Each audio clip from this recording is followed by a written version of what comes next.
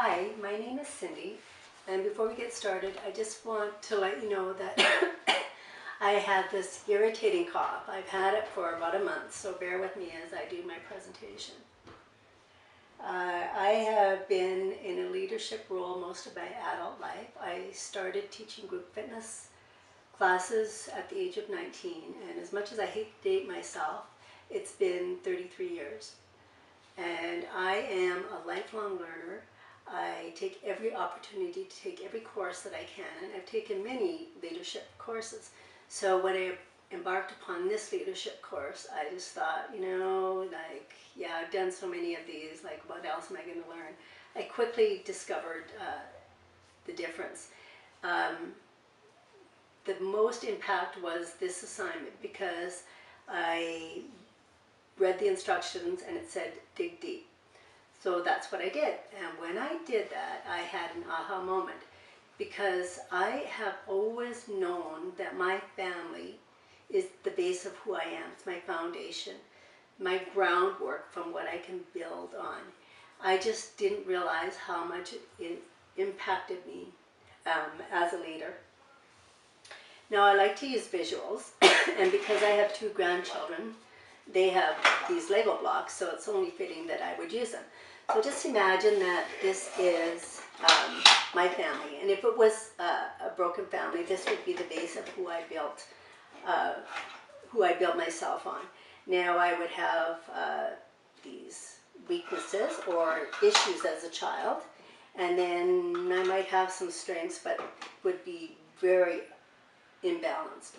Now I had my children at the age of 21 years old, very young, and had I not had a solid base, I wouldn't have known how to build my family. It would have been like off a little bit.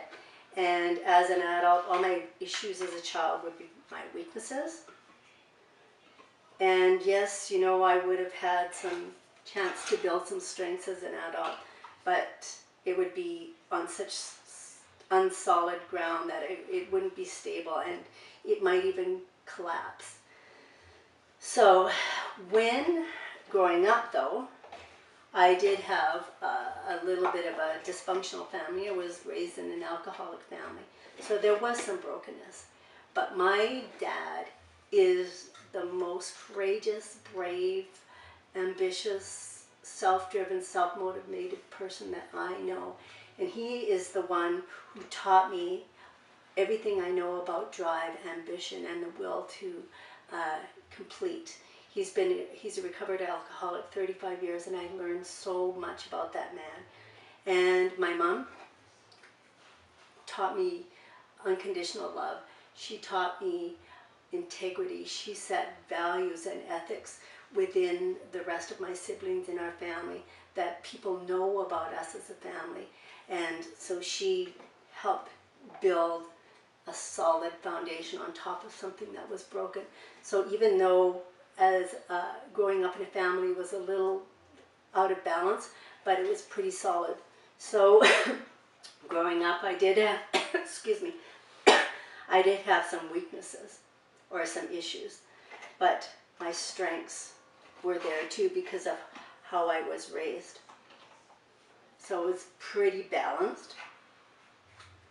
Then when I went to build my family at the young age of 21, I knew exactly what I needed to do, and I could instill these values upon my family because it was so solid underneath me. And even though those issues might have been weaknesses as an adult, it didn't matter how bad it would be.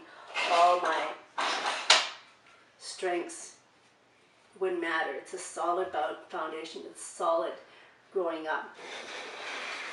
So this philosophy that I have in life can be used in my role as a leadership, in my leadership role. So if who I am as a leader is solid, then I can build my team. And we might have, it might be a little off balance and there might be some weak areas, but we're not going to collapse as a team. So this is kind of my philosophy in life, and one of my philosophies as a leader. I manage a team of 15 employees, and I thought that I could build my team, along with my organizational skills, on these strengths that I had, these characteristics that I have, and it would be okay. But I quickly discovered that it's not. It takes much more than that to be a leader, and I learned that in this course. So, for example, one thing I do like about myself is that I'm not the kind of person who sweats the small stuff. So being a role model, I'm out there with my staff and I don't sweat the small stuff, and I expect that they should not sweat the small stuff too. And they don't, because they do not have the same value system, the same belief system, excuse me, as I have. So the little issues that I didn't sweat are now big issues because they did sweat them. And now I have a little bit of a mess on my hands. So, being a role model is good, but it takes much more than that. I've always been a positive role model with my family, and I still plan to be a positive role model, but I'm also working on other skills. I've learned in this course that the value of servant leadership, and I'm working on that. I have spent some time closing the gym with my night shift, which I haven't done before because I live out of town, the roads are bad, I have very poor night vision, and I always thought my staff could manage it on their own, but now I realized to be an effective leader, I needed to be there. So I stayed with them, and I got my gloves on and the bucket, and I cleaned with them, and they taught me what needed to be done, how the chemicals should be balanced, how the bottles get stored, all of that kind of stuff they taught me, and it instilled so much pride in their work. And I cannot tell you the value of doing something simple like that. I've been looking for opportunities to be a servant leader in every capacity, and it has built such a support system, not only for myself, but for the staff as a team. And so it's been very successful. And I believe that being true to myself, I've learned again the foundation of who I am, trusting in my foundation, has been one of the tools that has helped me to be successful as a leader. I'm learning that leadership is a skill that requires attention, constant attention, and development.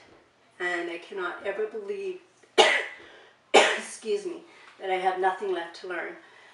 And I can never believe that I'm always going to be at the top of my game.